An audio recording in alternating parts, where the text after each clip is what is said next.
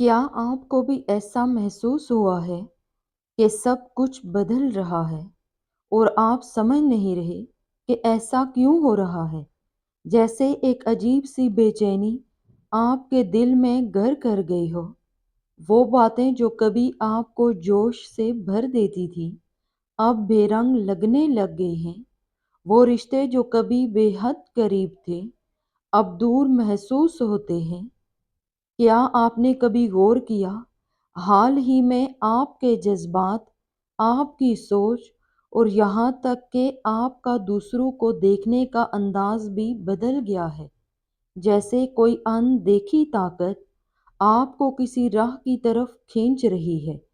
یہ صرف وقت کی بات نہیں بلکہ یہ ایک اشارہ ہے کہ اللہ آپ کو جگا رہا ہو، لیکن سوال یہ ہے کہ کیا آپ اس بدلاؤ کو پہچانیں گے یا اسے نظر انداز کر دیں گے، جیسے دوسرے نظر انداز کر دیتے ہیں جب دنیاوی معاملات آپ کو خوشی نہ دیں۔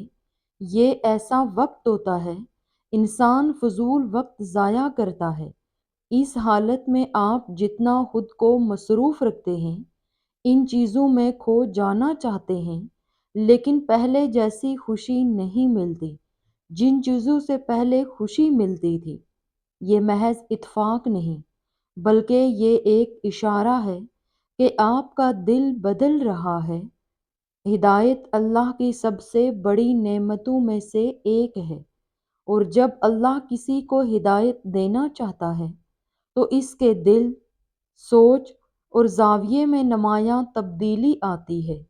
ان نشانیوں کو سمجھنا اور ان کی قدر کرنا ضروری ہے تاکہ بندہ اپنی ہدایت کو مضبوطی سے تھام لے اور مزید بھٹکنے سے بچے۔ سنو، جب کوئی شخص گناہ کرنے کے بعد بے چینی اور پچھتاوے کا شکار ہوتا ہے تو یہ اللہ کی طرف سے ایک اشارہ ہوتا ہے کہ اس کے دل میں نور ہدایت پیدا ہو رہا ہے۔ اس کا دل بار بار توبہ کی طرف مائل ہوتا ہے اور وہ گناہوں سے بچنے کی کوشش کرنے لگتا ہے، اور پھر مزاج میں نرمی اور عاجزی پیدا ہونے لگتی ہے۔ دوسروں کے ساتھ رویہ بہتر ہو جاتا ہے، زبان سے کوئی تکلیف دہ بات نکلنے سے گریز کرتا ہے، دوسروں کے حقوق کا خیال رکھنے لگتا ہے، خاص طور پر والدین، رشتہ داروں اور غریبوں کے ساتھ حسن سلوک کرتا ہے۔ پہلے جو چیزیں عام لگتی تھی اب ان میں حلال و حرام کا فرق واضح نظر آنے لگتا ہے۔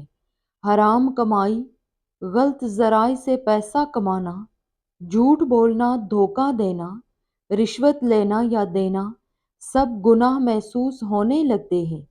وہ شخص صرف وہی کام کرنا چاہتا ہے جو اللہ کو پسند ہو۔ پہلے اگر کسی کے دل میں بغض، حسد، کینہ یا نفرت ہوتی تھی تو اب وہ محبت، معافی اور نرمی میں بدل جاتی ہے۔ وہ دوسروں کی غلطیوں کو درگزر کرنے لگتا ہے اور انتقام کے بجائے اللہ کے فیصلے پر راضی رہتا ہے۔ قرآن مجید پڑھنے، سمجھنے اور اس پر عمل کرنے کی شدید خواہش پیدا ہوتی ہے۔ حدیث، سیرت نبوی صلی اللہ علیہ وآلہ وسلم اور صحابہ کرام کی زندگیوں کو جاننے اور ان پر عمل کرنے کی طلب بڑھ جاتی ہے۔ موت اور قبر کی فکر دل میں جاگنے لگتی ہے۔ وہ شخص اپنی زندگی کو ایسے گزارنا چاہتا ہے کہ جب اس کا وقت آئے تو وہ اللہ کے سامنے سرخرو ہو۔ وہ صدقہ، نیک کام، دعائیں اور نیکیوں کے ذخیرے جمع کرنے میں دلچسپی لیتا ہے تاکہ آخرت میں کامیاب ہو سکے۔ یہ تمام نشانیاں اس بات کا ثبوت ہیں کہ اللہ تعالیٰ اپنے بندے کو ہدایت دے رہا ہے۔ اگر کوئی شخص یہ تبدیلیاں اپنی زندگی میں محسوس کرے تو اسے چاہیے کہ وہ اس موقع کو غنیمت سمجھے، اللہ کے قریب ہونے کی کوشش کرے اور استقامت کے ساتھ اس راہ پر گامزن رہے۔ ہدایت ایک قیمتی تحفہ ہے اور اسے سنبھال کر رکھنا ہر مومن کی ذمہ داری ہے